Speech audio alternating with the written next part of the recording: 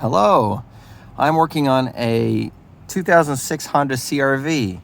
Old, this one, old, very old. So old, in fact, that there's no help on YouTube for getting off an A or a B pillar. Now, I noticed that this is a different piece, and after squabbling in here, trying and pushing, I have tools.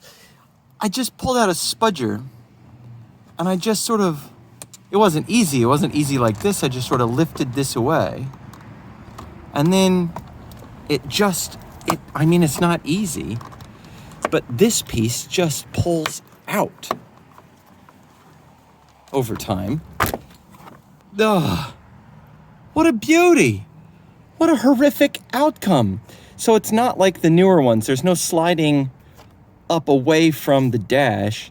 It's just this horrific mechanism. And all you need to do is push it back out and use a spudger. Use a spudger, don't use a metal tool, you don't need it. There's one more clip down here.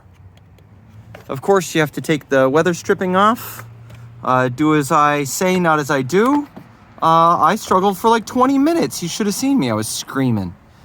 Oy vey.